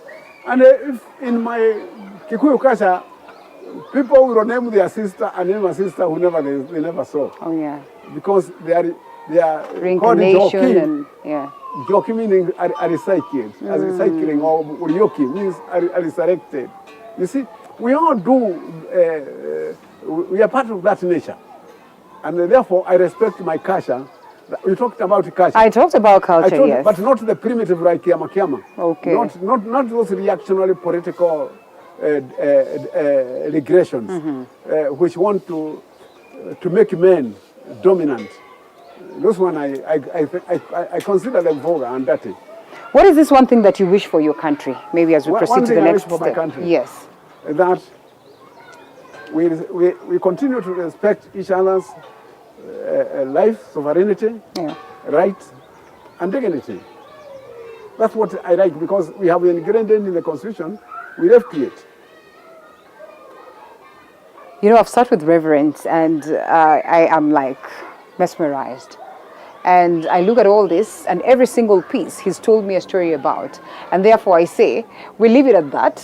We're going to come another day and learn so much about these pieces of art. But importantly, we march into a different direction altogether. Thank you so much for calling it. Thank you. Pieces of art. All right. Yes, pieces of art they are. Okay, because even politics is the art and science of being human. Okay. Yes. Right. Yeah. And therefore there's so much to learn. Yeah, there's so much to learn. This we'll leave it for another day. Yes. Okay. All right, so what else do we have to see as we close it? Yeah. So, yes, show me the way. I can hear kids around. There's a school? Yes. There's a school around here, yeah? Yes. Okay. You have grandchildren? Yes. And what are some of these things that you tell them? You know, like, it must be fun to be around you. I listen to them. You listen to them a lot, yeah? They have heard more about me than I know about myself. Every time they may go to school, children tell them, I saw your grandfather. And what do they tell them? They come and tell me. Wow, they must be very proud. But I told them something when I went to school, which other children, even the teachers, told me. Yeah. I told them that, how did we invent shoes? Or how did we invent clothes? I thought they didn't know, the children, even the teacher didn't know. I said that what happened that we saw dogs and chasing animals going through thorns. Okay. So when we killed those animals, we put their skin on our feet. I have learned something also. I can see the Kenyan flag here. Yes. When you see the flag, what do you feel? What does it speak to you when the national anthem is sung? Yes. So I'm saying that when that was in Madaraka High School. Yes. When I tell my grandson like that when I visit school, They love. Then the teachers come and tell me how knowledge evolves, because to them the teachers learn even shoes. We learned from animals. Oh, that's true. Then I went back, and then I went to, my children were in forest school in Hororo. Then I would buy meat, goat meat, roast a whole pot, to take it only to one child. Wow. Then everyone would come round. Granddaughter. Then I would make a lot of rice, a lot of everything, very beautiful things, pancakes. Then I go with these luggages, and I take my daughter into the fruitful field. Wow. In the middle. And you sit there and enjoy and feast. No, everybody joins. Oh, that's nice. That's nice. The spirit of giving. And then, you see what has happened, that I've created a nation. Food creates a nation. That's true. That's why we have Holy Communion. To become bonded it's called communion, to bring community together. Hence the name again. What is it? What? The name of the gate. The Cariño. Cariño. Hence the name Cariño. The Cariño. The Sharia ya upendo. Yes, that's true. Food brings people together. There's nothing that demonstrates love than having a common meal. And yes, I said I've seen a flag there. Maybe as we proceed.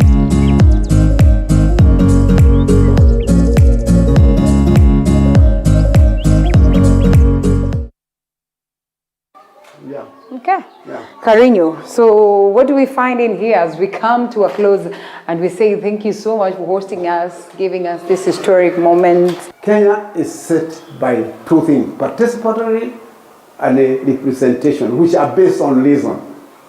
So people need to learn and study what am I representing. Okay. And they need to learn and say what am I is delegating my authority to someone else to represent. Okay. You see it? So it's not, we are not together simply by force, through Bahrain conference. It is. Or by nature, by being born with genetically in Kenya. Okay. We are in Kenya by reason. All right. And by reason, we shall die or not die. Okay. We shall rise and fall. So reason, meaning you train and educate people. So education is paramount to being a leader and to being led too. Because every person who follows is also a leader. Well, and because everyone says Happy Madaraka Day, in as much as you don't celebrate, allow me to say Happy Madaraka Day to the people. Okay, let me tell you, because we're closing, yes. Democratic and participatory. Happy Madaraka Day. Thank you. I had refused, but now I can say to you, Happy Madaraka Day. But I said, things are the meaning you put. Yes. Symbols. You put meaning in them. In what beauty is in the eyes of the Beholder. Reverend Timothy Joya, Asante Sana. We hope to visit you again for more insights, for great insights, for history, and so much more. We celebrate you.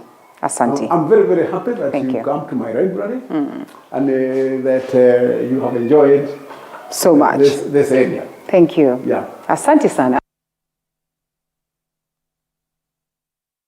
Well, so much to learn from such veterans, and all this in celebration of the 58th Madaraka Day that is commemorated all the way in Kisumu County. And so we'll be looping you in as to what is going on down there. Remember, we have our crew. The team is on standby to make sure that you celebrate together with the leaders that are there already. We have seen the attendance of very many of them, the likes of Kalonzo Musyoka, who's the Wiper Party leader, Musalia Mudavadi, ANC Party leader, CS for Sports, Amina Mohammed, Karanja Kibicho, PS for Matters Interior. We have seen the current Chief Justice, that is Lady Justice Martha Koome, and we have seen CIS Senator James Orengo, the host himself, Professor Peter Anyang' Nyong'o, alongside the First Lady of Kisumu County, Dorothy Nyong'o. We have seen the Speaker of the National Assembly, Justin Muturi, and many leaders that continue to get into the stadium as we await the celebrations. And back to my guests in studio. I'm sorry I've had to keep you here. Sometimes we say with such moments we expect this, and then we have to ponder and have conversations. Apparently we are African timers, and therefore, as you know, we were told we're supposed to have seen the event begin as early as around 10 a.m. in the morning, but it's 10:50 now, and the celebration's not yet just, or well, let's just say it has started. We have our performances that are live, that are happening right now, so we can only wait for the official coming in of President Uhuru Kenyatta and of course the other leaders before we get to hear what they have in store. So much expected in terms of the speeches that are to be made today. Well, political angles of development, economic emancipation, the changes that we see today, the aspect of peace and cohesion, and so much more. So still with me, our guests this morning, Evans Wafula, political analyst, and also we have Jimmy Kagoni, who's an emerging market strategist. And back to you, gentlemen. Let's talk the developments that the people are supposed to get, that is the people of Kisumu. I know we have touched on that is on the previous session, as to what is being looked at as the key thing that comes out of these celebrations and comes out of this. But technically speaking, politics is one that we hope will play out, but then we hope that will be mature politics. And so as we look at the individuals that have gone there to represent the people, represent their specific or respective sectors, what would be your expectations if at all there's going to be a conversation on politics on matters BBI? I think as you've been following the BBI and of course the court decision by the court, I think they still, of course, that provision that they can go through an appeal court. And I think what we've seen Raila trying to do is to assert the fact that all is not lost, and there's still an opportunity to pursue the legal way. So probably what we expect to see today or to hear today is that affirmation to his supporters, especially in Luo Nyanza, that the so-called building bridges initiative is not lost, and therefore the provisions that were supposed to be amended as per that BBI are still going to be attained. But remember, what is most interesting is that the ruling really dealt a blow to the BBI team, and they had to go back to the drawing board. Remember that we're talking about over 70-something amendments that are supposed to come.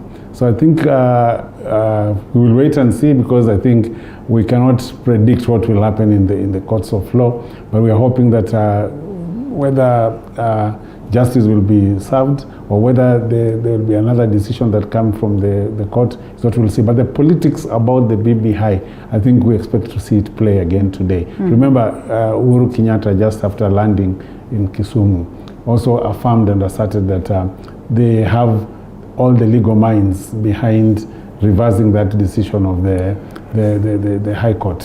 So we are expecting to see that continuing to play again today. Interesting is that this is a very defining moment for both Raila Odinga and Uhuru Kenyatta when it comes to the politics of the BBI. As my colleague mentioned, is that this is actually like their sitting room, the so-called political sitting room, that this is where they have to go and decide how then they move forward. And we will listen carefully both what the president is going to speak about BBI and what Raila is going to speak BBI. Probably it might be preemptive of what we expect to see in the next coming weeks. But as far as I think BBI is concerned and Luo Nyanza, we have even had MPs from Luo Nyanza, including Raila Odinga, trying to now confirm that the process will not go back to Parliament, or Parliament has nothing to do with any amendments. But don't forget, the President introduced Orengo as one of the lawyers who they have tried to bring and muzzle on this Great BBI. brains, yes. And remember Orengo's position on BBI just before the court's decision. And also now he has been actually, his name has also featured on a group of MPs who are trying to bring amendments through the Parliament. Now, look at the situation of the position where they have placed Orengo. Orengo, the same lawyer that both Raila and Uhuru seem to rely on, still holds a different view before the court ruling.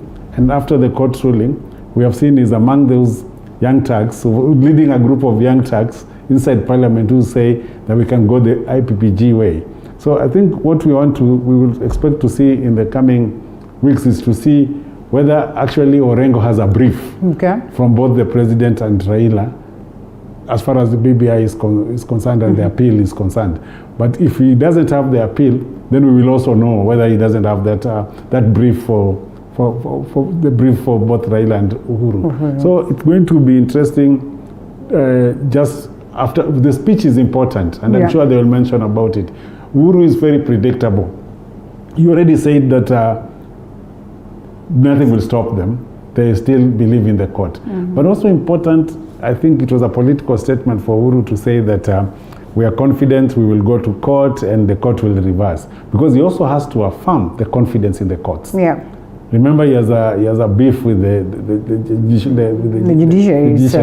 So he has to affirm that whatever will come out of the court, we will also abide by the ruling. So he's trying to play politics in terms of trying to show confidence in the court, but at the same time, leaving Raila to play the politics, remember, he's the head of state. So he will not play politics, seem to appear like he's attacking the judiciary.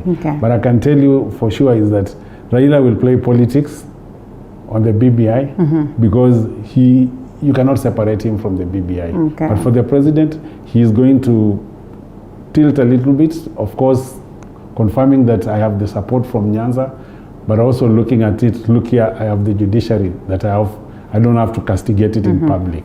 But if there was nothing that was on his neck in terms of the judiciary, I think they would have actually rebuffed the judiciary today because of the ruling. Okay. So they are using soft glove on the judiciary, not attacking the judges, and also looking at it like we still have an opportunity to go through the legal way. Yeah. And of course, we'll look at that, the coming in of Lady Justice Martha Koome, and just how the appellate court is, expected to deal with this. But even before that, now that you mentioned the Raila factor and what has played out in ODM, and Senator Orengo at some point in time, was castigated because he appeared as though he was somehow going against what has been enshrined in the BBI bill, or questioning the process so far. In as much as, at the level of the Senate, he still proceeded to give it a clean bill of health. Now, getting to the level of High Court, and the judges quashed this or put a halt to it, and the fact that they have a window to go and challenge the same board, and it's a process that is ongoing. What is likely to culminate from this party itself? Because, like it or not, whether they appear as though they have their house in order, there is some level of disquiet, and this disquiet has been witnessed, courtesy of the BBI. One, there's been that feel at a point in time that the president's side is shortchanging them, and in as much as they appear as though they want to stamp that the handshake is in good shape, there's still that disquiet that is there. Yeah, that's for sure. First of all, I think the statement by the president, he was trying to accommodate Orengo in a way to tell him, we still rely on you. So basically, we cannot afford you to be on the other side when we are on this side, which was an expression of confidence in him. That's very critical. Definitely, we also expect that today, it will be that moment, which I want to believe it was also part of the reasons in the list why they really wanted to have this Madaraka distill going on in Kisumu. Okay. Because this is one region that has really been fully behind the BBI. So you really need to affirm and confirm to them that the process is still on. Okay. Other than that, of course, it will be important for the president also to show that we respect the decision of the courts. It is true we might have some disagreement around the decision, but we respect the courts because we would want this to be quite an independent institution that everybody respects in Kenya and going forward. And his expression saying that the Court of Appeal is where we are really waiting for them to really confirm on what he said. Reading for somebody who went through the 13 issues that the court raised about the BBI process and the issue, I feel like also the courts really need to be quite consistent on what they say to actually also uphold the confidence that they want us to really level on them.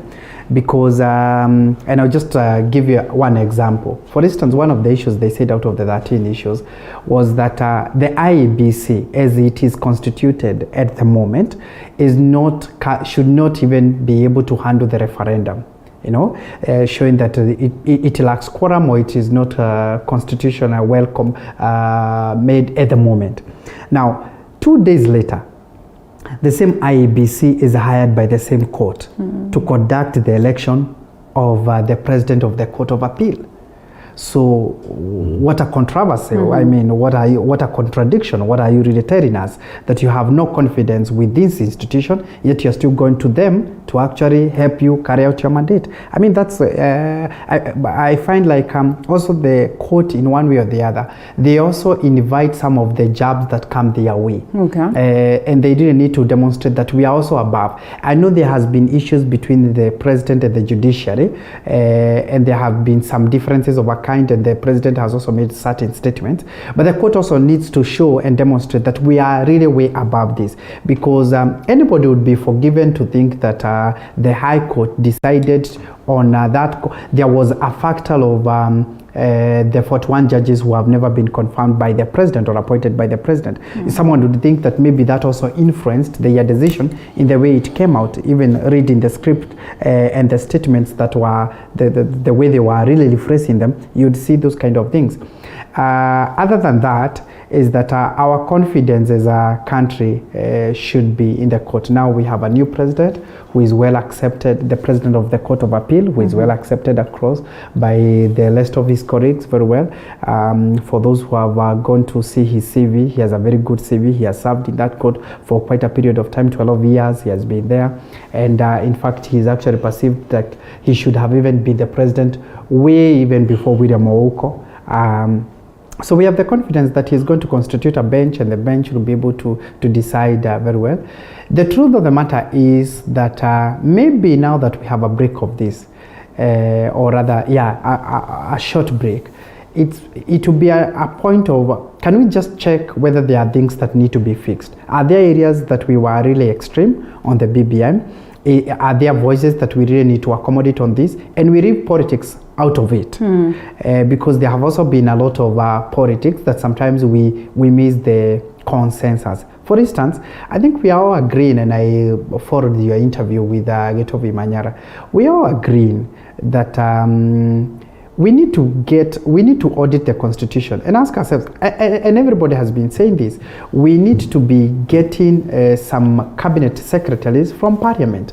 I mean, that was one leak that we never foresaw when we were coming up with the document. And now we have realized practically, much as we would want to bring everybody from outside the political scenes, it is important to have some people from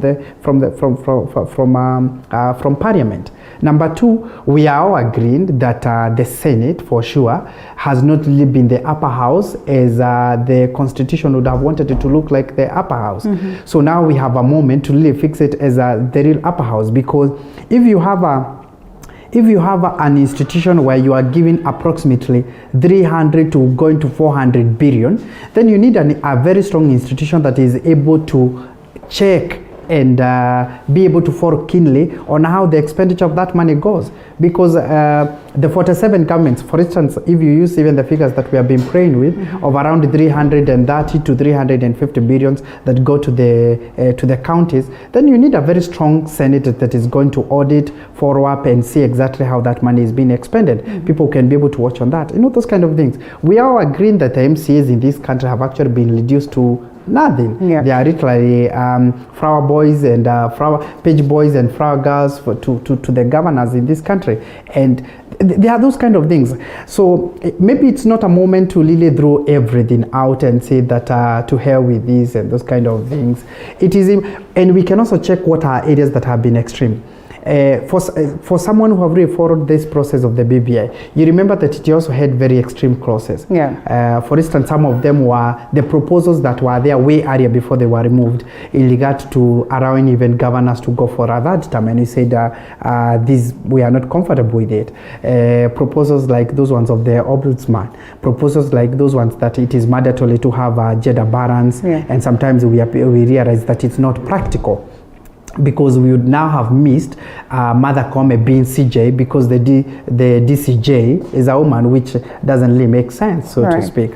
So there are areas that we really need to change. I think we are all agreeing about that. There are areas that we really need to amend our constitution. There is a reason why countries like Britain, they have an unwritten constitution up to this far, so that it is easier for them to keep growing their constitution, because there is what you said this year, but then we are also living in a very organic global world, and definitely there are things that are going to change. What you say today, you might realize that is not practical tomorrow.